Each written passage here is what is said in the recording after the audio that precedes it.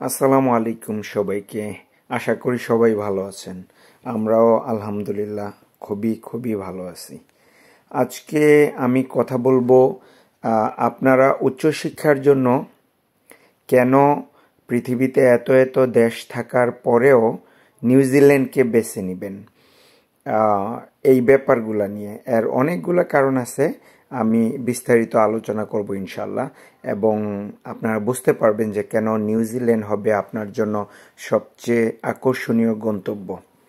আমাদের mainly target থাকে বাংলাদেশি হিসাবে যে আমরা যেন পিওর ইংলিশ স্পিকিং কান্ট্রিতে আমাদের হায়ার এডুকেশন নিতে পারি, প্লাস আমাদের স্থায়ী গন্তব্য যেন ওই দেশগুলোর মধ্যে একটা হয়।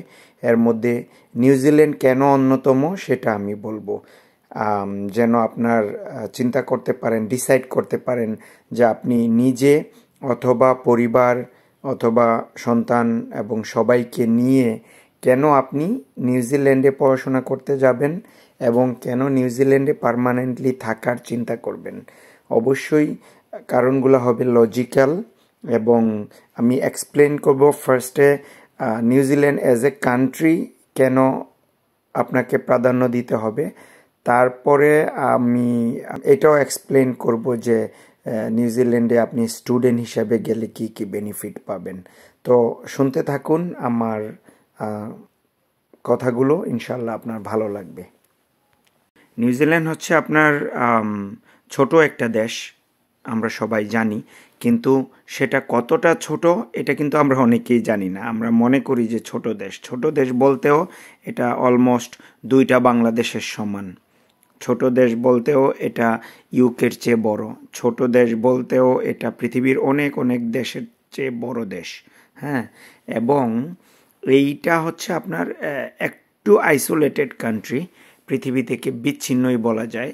নিউজিল্যান্ড আপনার সবচেয়ে কাছে যে দেশটা আছে ওইটা হচ্ছে অস্ট্রেলিয়া, সেটাও প্রায় 3.5 ঘন্টা বিমানে সময় লাগে যেতে। তার মানে বুঝতেই পারতেছেন যে চারোদিকে সমুদ্রে ঘেরা একটা দেশ হচ্ছে নিউজিল্যান্ড। এই নিউজিল্যান্ডে আপনার প্রায় ছোট বড় 700 দ্বীপ নিয়ে গঠিত। আমাদের যেমন সেন্ট মার্টিন আছে, এইরকম ছোট বড় অনেক বড় মিলিয়ে প্রায় 700 দ্বীপ নিয়ে নিউজিল্যান্ড গঠিত। আর এই নিউজিল্যান্ডকে বলা হয় প্রাকৃতিক সৌন্দর্যের রানী। কেন বলা হয়? কারণ হচ্ছে নিউজিল্যান্ডে আপনি পাবেন হচ্ছে বরফে ঢাকা অনেক অনেক পাহাড়, আবার আপনি পাবেন নীল সমুদ্র, আবার পাবেন আপনি স্বচ্ছ একদম ক্রিস্টাল ক্লিয়ার লেক, যেখানে পানির নিচে অনেক গভীরে মাটির অংশটাও দেখা যায় আর কি, পানি এত ক্লিয়ার। আর সবুজ শ্যামল প্রকৃতি, যে নিউজিল্যান্ড কত সুন্দর এটা নিজের চোখে না দেখলে আসলে বিশ্বাস করা যায় না। অনেকেই বলে যে আমি যখন কেউ নিউজিল্যান্ড নিজের চোখে দেখে ভ্রমণ করে তখন বলে যে আমি সত্যিই সৌভাগ্যবান যে আমি নিজের চোখে নিউজিল্যান্ড দেখতে পারছি। হ্যাঁ, কবিতার মতন একটা দেশ নিউজিল্যান্ডকে বলা হয়। আপনার অনেকে বলে হেভেন অন আর্থ, কিন্তু আমরা তো মুসলমান, আমি সেটা বলবো না, কারণ বেহেশতের সাথে তো কোনো কিছুর তুলনা চলে না। কিন্তু পৃথিবীতে যেই কয়টা সুন্দর দেশ আছে এর মধ্যে অবশ্যই নিউজিল্যান্ড অন্যতম। আর আপনি হয়তো বা অবাক হবেন, আরেকটা সুন্দর তথ্য দিই, পৃথিবীর সবার আগে সূর্য উদয় হয় নিউজিল্যান্ডে। আমরা ছোটবেলায় কিন্তু জাপানকে সূর্যোদয়ের দেশ মনে করতাম, সেই জাপানেরও অনেক আগে নিউজিল্যান্ডে সূর্য উদয় হয়। হ্যাঁ, তো অনেক অনেক সুন্দর দেশ এই নিউজিল্যান্ড, মাশাআল্লাহ। এর সৌন্দর্য আসলেই বর্ণনা করা সম্ভব না যখন আপনি চোখে না দেখবেন। আপনি নিউজিল্যান্ডের যেই কর্নারেই থাকেন না কেন, আপনার অনেক ভালো লাগবে। আপনি ঘর থেকে বের হইলে আপনার যে প্রকৃতি দেখবেন, মন ভরে যাবে। মন খারাপ করে থাকার কোনো বুদ্ধিই নেই। আবার আপনি যেইখানেই থাকেন আপনার খুব কাছেই সমুদ্র পাবেন, সি বিচ পাবেন, আর পুরা দেশটাই হচ্ছে পাহাড়ি, অনেক অনেক সুন্দর, অনেক ভাল লাগবে আপনার ইনশাল্লাহ। আরও একটা ভালো ব্যাপার হচ্ছে নিউজিল্যান্ডে খুব বেশি গরমও নাই, আবার খুব বেশি ঠান্ডাও নাই অন্যান্য দেশের মতো। এখন যদি আমি আরেকটা পয়েন্ট হাইলাইট করতে চাই, সেটা অবশ্যই বলবো যে নিউজিল্যান্ড হচ্ছে শান্তিপূর্ণ ও নিরাপদ দেশ। আপনি যদি গ্লোবাল পিস ইন্ডেক্স দেখেন, প্রতি বছরই নিউজিল্যান্ড হয় ফার্স্ট সেকেন্ড থার্ড হয় ফার্স্ট হবে, নয় সেকেন্ড হবে, নয় থার্ড হবে। তার মানে বছরের পর বছর ধরে নিউজিল্যান্ড তার ঐতিহ্য ধরে রাখছে যে শান্তিপূর্ণ দেশ হিসেবে। এইখানে আপনার অপরাধের হার এতই কম যে আপনি যদি রাতের বেলা অনেক রাতে রাস্তায় একা হাঁটেন, অথবা আপনার দরজা জানালা খুলে আপনি ঘুমান, আপনি নিশ্চিন্তে যে কোনো কিছু রাস্তায় পড়ে থাকলেও আপনি সেটা ইনশাল্লাহ পেয়ে যাবেন। আর এখানে আরও একটা ব্যাপার হচ্ছে যে রাজনৈতিক হানাহানি, মারামারি, কাটাকাটি নাই। এই যে কয়েকদিন পরে কিন্তু নিউজিল্যান্ডে স্থানীয় সরকার নির্বাচন, এইখানে স্থানীয় সরকার নির্বাচনে আপনি অবাক হয়ে যাবেন যে কে ইলেকশন করতেছে কেউ জানে না। লোকাল ইলেকশনে যারা দাঁড়াচ্ছে, আমি লাস্ট উইকে একটা মজার ঘটনা বলি। আমি বাচ্চা দিতে যাচ্ছিলাম, আয়াতকে স্কুলে দিয়ে আসি সকালবেলা, যেহেতু আমি রাস্তায় যিনি নির্বাচন করবেন উনি আসলে একা একা দাঁড়ায় আছেন, ভদ্রমহিলা। আমি পরিচয় বলতে চাই না। উনি একা একা দাঁড়ায় নিজের লিফলেট নিজে হাতে, আমরা পাশ দিয়ে যাচ্ছি, উনি লিফলেট বিলি করতেছে আর সবাইকে পোলাইটলি বলতেছে। শুক্রবার ছিল, সেই জন্য আপনার আমি যেহেতু পাঞ্জাবি পড়াছিলাম, সে গেস করে নিছে আমি মুসলমান, আমাকে কিন্তু আসসালামু আলাইকুম বলতেছিল। তো আমিও উত্তর নিলাম। তো ও বলল আমি তো ক্যান্ডিডেট। আমি বললাম যে এইখানে দাঁড়ায় আপনি কি ভোট চাচ্ছেন সবার? তো ও বলল হ্যাঁ, যারা গার্ডিয়ানরা স্কুলে যাচ্ছে আমি তাদেরকে মেইনলি টার্গেট করে এখানে দাঁড়াইছি, তাদেরকে আমার লিফলেটটা দিব। তো তাদের কোনো কর্মী বাহিনী নাই, কিছুই নাই। তার লিফলেট আমি পড়ে দেখলাম পিছনের অংশে তার জীবনের কার্যাবলীগুলো আর কি, যে সে বিশেষ কি করছে সোসাইটির জন্য, তার অবদান কি, এইগুলা সে হাইলাইট করে নিজের ভোট নিজে চাচ্ছে একা একা। সো এখানে রাজনৈতিক কোনো ভেজাল নাই, দ্বন্দ্ব নাই, অপরাধী নাই, অপরাধ নাই, সেই জন্য জেলখানায় লোক নাই। হ্যাঁ, সো ওদের জেলখানাও নাই বলা চলে। যে 2-4টা আছে ওটাতে কিন্তু অপরাধী নাই। তো অনেক অনেক এই দেশটা হচ্ছে শান্তিপূর্ণ। তো আপনার কাছে মনে হবে প্রতি মুহূর্তেই যে আপনি এমন একটা দেশে আছেন যেখানে আপনি নিরাপদ, আপনার জীবন নিরাপদ। সো আপনি কিন্তু কনসিডার করতে পারেন। এখানে নিরাপত্তা শুধু কাগজে কলমে না, কিন্তু আপনি প্রতিদিন বাতাসে, মানুষের চোখে আর জীবনের চলাফেরায় তা অনুভব করতে পারবেন। আপনার প্রত্যেকটা দিন আপনি এনজয় করবেন এবং আপনার মনে হবে যে আমি খুব ভালো একটা ডিসিশন নিছি। এখন আসি, আমি আপনাকে আরও একটা বিশেষ ব্যাপার বলবো, সেটা হচ্ছে এইখানকার জীবনযাত্রার মান।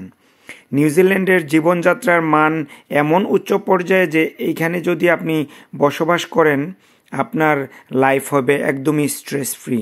আপনি সকালে কাজ, বিকালে পরিবার, আর ছুটির দিনে সমুদ্র অথবা পাহাড় ভ্রমণ করে আপনার লাইফকে প্রতিনিয়ত এনজয় করবেন। এইখানে আপনার আমরা যেমন বাংলাদেশে খুবই টেনশনে থাকি যে আমার ভবিষ্যৎ নিয়ে বা আমার চাকরি নিয়ে, এইখানে কিন্তু এইগুলা নাই। কেন নাই? কারণ এখানে হচ্ছে আপনার চাইলেই হুট করে চাকরি চলে যাবে না, আপনি যদি বড় কোনো ক্রাইম না করেন, অথবা আপনি আপনার পরিবারকে পর্যাপ্ত টাইম দিতে পারবেন। কারণ কি, এইখানে কিন্তু আপনার অফিস শুরু হয় খুবই সকালে, আবার বিকালের মধ্যে শেষ হয়ে যায়। সো আপনার এনাফ টাইম আছে আপনার পরিবারকে দেওয়ার জন্য। আর আপনার এইটা এমন হবে না যে নিউজিল্যান্ডে আপনি গেলেই খুব ধনী হয়ে যাবেন, আবার নিউজিল্যান্ডে আপনি খুব গরিব হয়ে যাবেন। এই ধরনের টেনশন আপনার কখনোই নেই। আপনি একটা স্টেবল লাইফ সবসময় লিড করবেন, যেটা আপনি প্রতিনিয়ত উপভোগ করতে পারবেন আর কি। সো এই জীবনযাত্রাটা আসলে সবাই চাই। আমরা চাই যে ফিউচার নিয়ে টেনশন না করতে, আমরা চাই হচ্ছে পরিবারকে সময় দিতে। তো এইখানে কিন্তু আপনার এইটা খুবই কি বলে এটাকে, আপনার জন্য খুবই উপভোগ্য হবে ইনশাল্লাহ। আর আধুনিক স্বাস্থ্যসেবা, উন্নত অবকাঠামো, আর জনসংখ্যা যেহেতু কম, সেটা আপনারা হয়তো বা জানেন যে মাত্র 50 থেকে 55 লাখ জনসংখ্যার মধ্যে আবার কয়েক লাখ লোক অস্ট্রেলিয়াতে থাকেন। সো ওদের জনসংখ্যা কিন্তু অনেক কম। আর প্রকৃতির কাছাকাছি জীবন সব মিলিয়ে এটা আপনার একটা সুন্দর জীবনধারা হবে আর কি নিউজিল্যান্ডের লাইফটা। এখানে প্রতিদিন আপনি বুঝবেন যে জীবন কেবল বেঁচে থাকার নাম না, এটি হচ্ছে উপভোগ করার নাম। যেহেতু আপনি পরিবার নিয়ে আপনার নিজের জীবনকে এখানে খুব উপভোগ করতে পারবেন ইনশাল্লাহ। সেই সাথে আমি আরও একটা তথ্য দিতে চাই যে আপনি সারা পৃথিবীর যদি সবগুলা দেশকে কম্পেয়ার করেন, ওয়ার্ক লাইফ ব্যালেন্সের দিক দিয়ে কিন্তু নিউজিল্যান্ড গত 3 বছর থেকে 2023, 24 এবং 25 3 বছর থেকেই ওয়ার্ক লাইফ ব্যালেন্সে নিউজিল্যান্ড নাম্বার 1। এই বছরও নাম্বার 1 হয়েছে। কেন? কারণটাই হচ্ছে ওই যে আমি আপনাকে বললাম, আপনি যদি আপনার চিন্তা করেন যে চাকরি করেন না কেন, আপনার অফিস বা ব্যবসা যদি আপনি আর্লি শুরু করেন আর বিকালবেলা আপনার শেষ হয়ে যায়, আবার সপ্তাহে 5 দিন বা 4 দিন আপনি যদি চাকরি করেন, অথবা আপনার শিফটগুলা যদি 8 আওয়ার শিফট হয়। আমাদের তো দেখেন বাংলাদেশে যারা চাকরি করেন, নামমাত্র বলা হয় যে 8 ঘন্টার চাকরি বা 7 ঘন্টার চাকরি, কিন্তু আপনার অফিস আওয়ার শেষ হইতে কিন্তু অনেক লেট হয়ে যায়। আমি অনেক ব্যাংকারকে শুনি যে রাত 9টা বাজে ব্যাংক থেকে বের হয় বা 8টা বাজে ব্যাংক থেকে বের হয়, তার চাকরি শুরু হয় সকাল 9টায়, অফিস শুরু হয় বা 10টায়, তো সে রাত 8টা 9টা বেজে যায়। এবং অন্য অন্য প্রাইভেট চাকরিগুলোতেও অফিস শুরু হয় সেই 9টা 10টায়, কিন্তু বাসায় ফিরতে ফিরতে রাত 10টা 11টা বেজে যায়। তো এখন বাসায় ফিরে দেখে তার ছোট বাবুটা ঘুমায় গেছে, বাবা তার বাচ্চার সাথে মিট করতে পারে না, মা তার বাচ্চার সাথে মিট করতে পারে না যদি মা চাকরি করেন, অথবা সারাদিন ক্লান্ত হয়ে ঘরে এসে যে হাজব্যান্ড ওয়াইফ একটু সুন্দর করে কথা বলবে, কোয়ালিটি টাইম স্পেন্ড করবে, ওই টাইমটা থাকে না। কারণ আপনি সারা দিন কষ্ট করে আসছেন, রাত 10টায় বাসায় ফিরছেন, তারপরে আবার সকাল 9টায় বাসা থেকে আবার অফিসে যাইতে হবে। এর মধ্যে তো আবার জ্যাম থাকে, নানান সমস্যা থাকে, আর টেনশন থাকে প্রতিনিয়ত।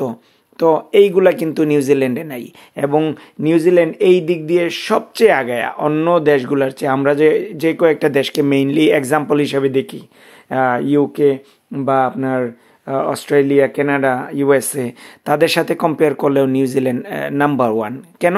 কারণ নিউজিল্যান্ডের আসলে ওই স্ট্রেস নাই।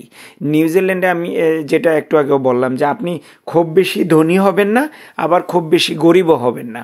আপনার লাইফে ওই যে আপনি 8 ঘন্টা কাজ করবেন বা আপনার ওয়াইফ, হাজব্যান্ড ওয়াইফ দুইজন চাকরি করবেন, সেই টাকা দিয়েই কিন্তু আপনার সংসার খুব সুন্দরভাবেই চলবে ইনশাল্লাহ, যদি আপনি এক্সট্রা ব্যয় না করেন।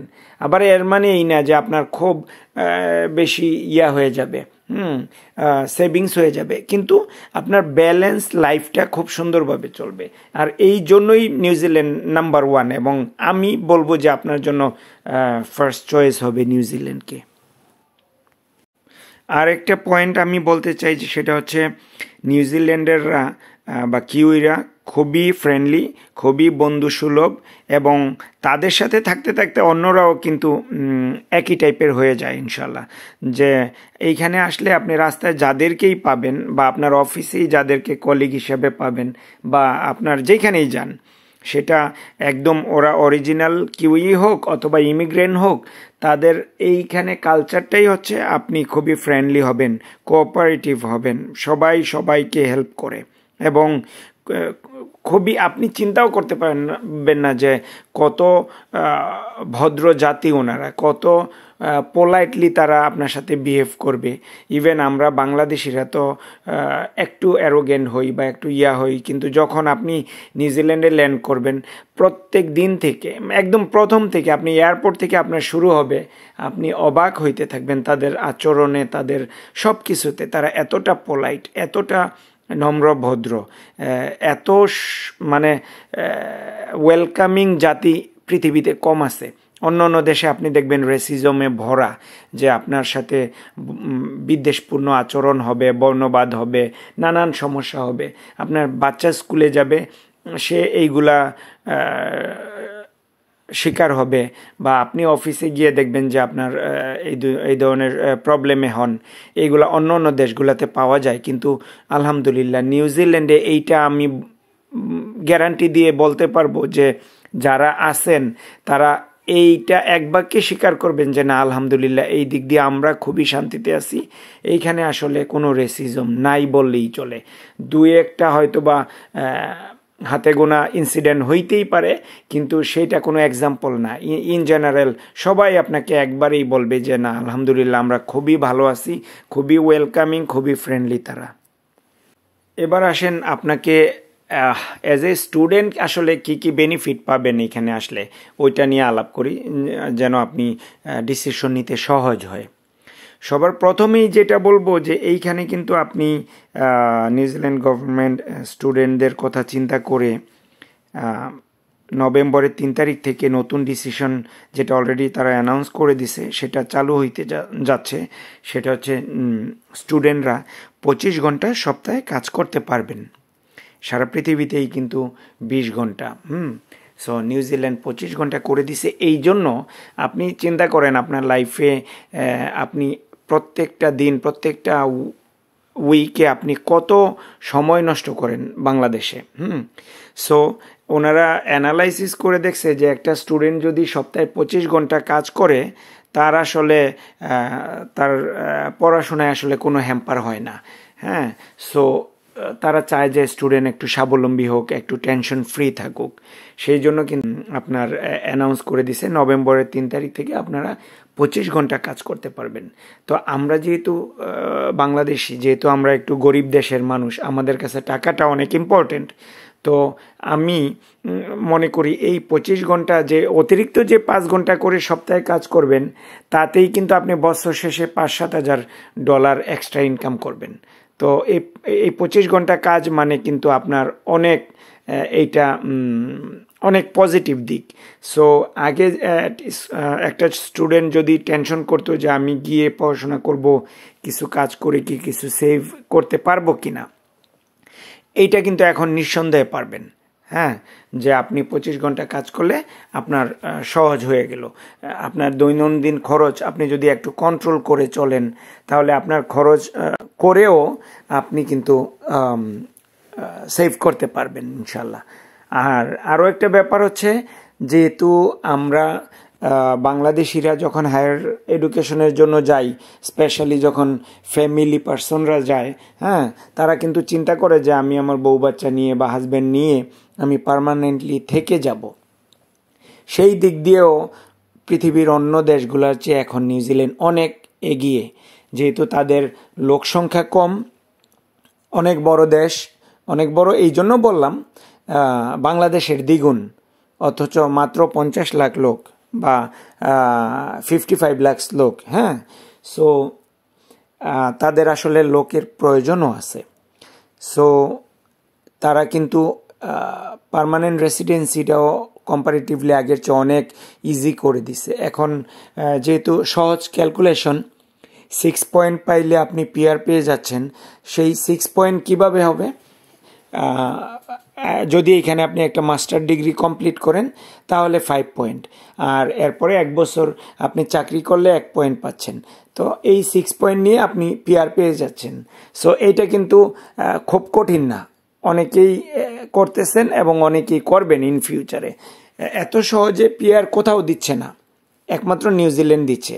এখন কত বছর দিবে সেটা জানি না, 2-4-5 বছর পরে বন্ধও করে দিতে পারে। যেহেতু প্রচুর স্টুডেন্ট এখন এই সুযোগ সুবিধা নেয়ার জন্য আসতেছে, স্পেশালি ইন্ডিয়া থেকে, চায়না থেকে বা ভিয়েতনাম, ফিলিপিন, এরা কিন্তু প্রচুর আসে। আমাদের বাংলাদেশিরা আগে এই ব্যাপারগুলো হয়তো বা নিউজিল্যান্ড সম্বন্ধে কম জানতো, তারা কম আসতো। ইদানিং কিন্তু বাংলাদেশিরাও জানেন, এবং আমাদেরও এই ইউটিউব ভিডিও করারও উদ্দেশ্য হচ্ছে বাংলাদেশি ভাই বোনরা জানুক, আমাদের কমিউনিটির লোকেরাও বেশি করে এখানে আসুক। এত সুন্দর দেশ অথচ আমাদের বাংলাদেশি কম আছে, এটা তো আমাদের জন্য অনেক ফ্রাস্ট্রেটিং। সো আপনারা এই দেশটাকে অবশ্যই প্রাধান্য দিতে পারেন। আর ফ্যামিলির জন্য তো আরও বড় সুযোগ, আপনার যদি বাচ্চা থাকে সেই বাচ্চা তো আপনার ফ্রি পড়াশোনা পাচ্ছে, খুব ছোট বাচ্চা হইলে সে ডে কেয়ারে বা কিন্ডারগার্টেনে কিন্তু সপ্তাহে 20 ঘন্টা ফ্রি পাচ্ছে। সেই 20 ঘন্টা মানে কিন্তু ডেইলি 4 ঘন্টা 5 ঘন্টা আপনি রাখতে পারতেছেন। এবং সে বড় হচ্ছে, যারা ইংলিশ বলে, যারা এই দেশি, তাদের বাচ্চাদের সাথে খেলাধুলা করে। সো এটাও অনেক বড় সুযোগ। আর স্কুলে পড়তেছে বাচ্চা 18-19 বছর পর্যন্ত পড়াশোনা ফ্রি হয়ে যাচ্ছে। এটা তো মানে খুবই বড় ব্যাপার। আমি বলি যে, যেমন আমার 2টা বাচ্চা আছে, 2টা বাচ্চা বাংলাদেশে যদি আমি পড়াশোনা করাইতাম, যদি ইংলিশ মিডিয়ামে পড়াইতাম, 2টা বাচ্চার পিছনে কত টাকা লাগতো। আলহামদুলিল্লাহ আমার তো এখন 1 টাকাও লাগে না। সো আমি তো বলবো যে এইগুলার সুযোগ অবশ্যই নেওয়া উচিত প্যারেন্টসদেরকে আর কি।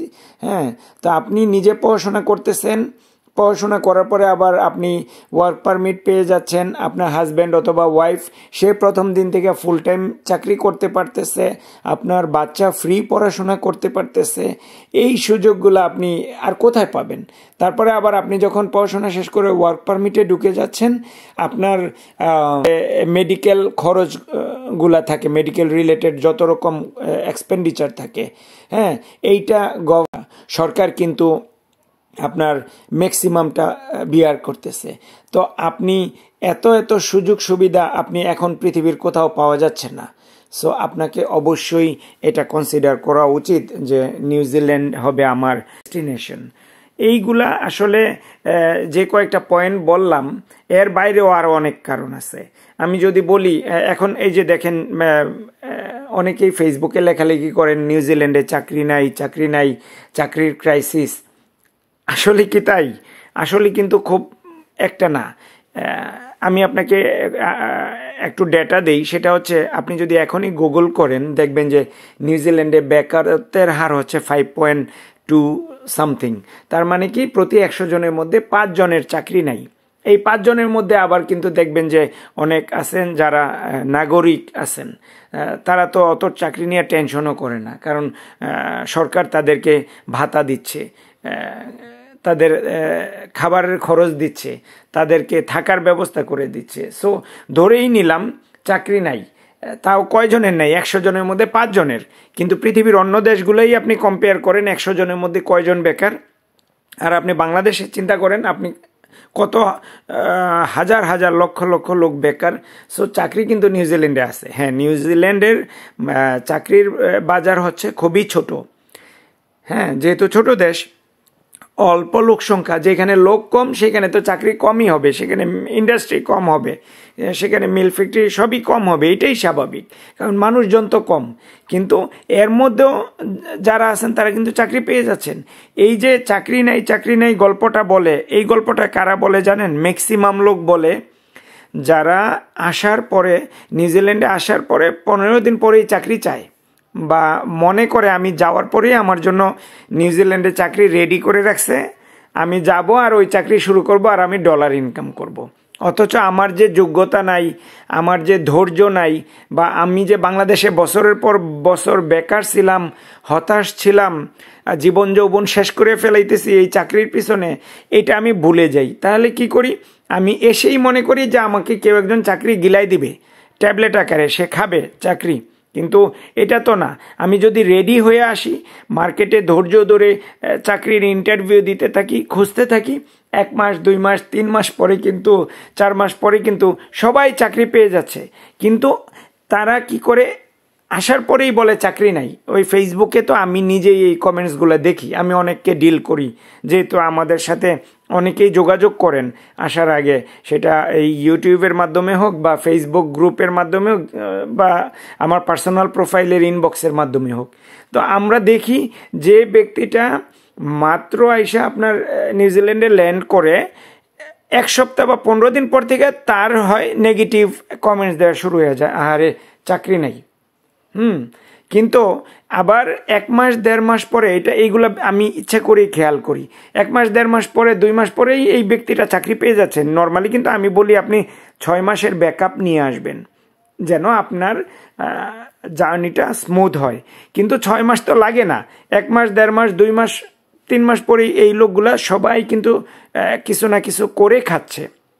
কিন্তু প্রথম দিকে ওই যে নেগেটিভ কমেন্টস করে, আরেকটা গ্রুপ আছে যারা আসলেই পার্সোনালি নিজের দেশের মানুষকে, নিজের দেশের ভাই বোনকে হিংসা করে, তারাও এই ধরনের কমেন্টস করে। মানে তাদের কমেন্টসটা হচ্ছে এইখানে আপনি চাকরি নেই, আপনি আসবেন কেন?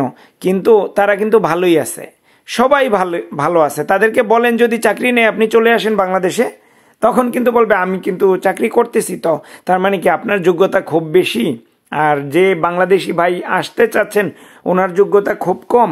আসলে কিন্তু তা না, সবাই যোগ্য ব্যক্তি, কিন্তু একজন আরেকজনকে আমরা নিরুৎসাহিত করে ফেলি। এইগুলা হচ্ছে আমাদের আসলে অ্যাটিটিউডে প্রবলেম আছে। আমরা তো রক্তের মধ্যে আমাদের অনেক ভেজাল আছে, সেই জন্য এই ধরনের কমেন্টস করি। কিন্তু বিশ্বাস করেন, আমি বলতে চাই চাকরি আছে, অবশ্যই চাকরি আছে, কিন্তু আপনাকে ধৈর্য ধরতে হবে আর নিজেকে প্রিপেয়ার করতে হবে। আপনি দেখেন বাংলাদেশে আপনাকে কে চাকরি দেয়? চাকরি দেওয়ার জন্য আমাকে যোগ্য না হইলে আর ওই ঘুষ না দিতে পারলে, মামা খালা যদি কোনো বড় মন্ত্রী মিনিস্টার না থাকে, তাহলে চাকরি পাইতে হইলে আপনাকে কিন্তু আলটিমেটলি যোগ্যতা দিয়েই পাইতে হবে। সো এইখানেও চাকরির বাজারেও কোনো সমস্যা নাই, আমি আশ্বস্ত করতেই পারি। আপনি আসেন, ব্যাকআপ নিয়ে আসবেন অন্তত 6 মাসের জন্য, ইনশাআল্লাহ ভালো হবে। এই চাকরি নাই বলে আমি আপনাকে নিরুৎসাহিত করতে চাই না, কারণ আপনি আমার বাংলাদেশি ভাই, আপনি না আসলেও অন্য অন্য দেশ থেকে কিন্তু লক্ষ লক্ষ লোক আসতেছে। তো সেইখানে আপনি আসলে আমার প্রবলেম কি? বরং আপনি আসলে আমি খুশি হব, আমার দেশি ভাই বোন আসলে আমি খুশি হব, আমার কমিউনিটি গ্রো হবে, আমার সব কিছুতেই ভালো, আমার দেশ আগায় যাবে, তাই না?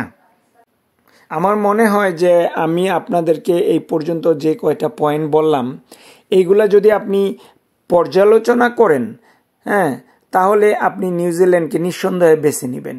এবং এত সুযোগ সুবিধা আপনি কোথাও পাবেন না পৃথিবীর, বিশ্বাস করেন কোথাও পাবেন না। নিউজিল্যান্ড এখন যা দিচ্ছে, এটা হয়তোবা 2, 4, 5 বছর 10 বছর পর থাকবে কিনা সেটা জানি না, কিন্তু ততদিনে তো আপনি ইনশাল্লাহ আপনার একটা ব্যবস্থা করেই ফেলবেন, আপনার পিআর হয়ে যাবে বা আপনি নাগরিক হয়ে যাবেন, ততদিনে তো আর কোনো সমস্যা নাই। তো এখন যেহেতু ওনারা প্রচুর ভিসা দিচ্ছে, এখন যদি আপনি দেখেন নিউজিল্যান্ড গভর্নমেন্ট অ্যানাউন্স করছে 2030 বা 31 সন পর্যন্ত ওনারা স্টুডেন্ট বর্তমানে যে পরিসংখ্যানটা আছে এর ডাবল করবেন। তার মানে কি প্রচুর ভিসা হবে।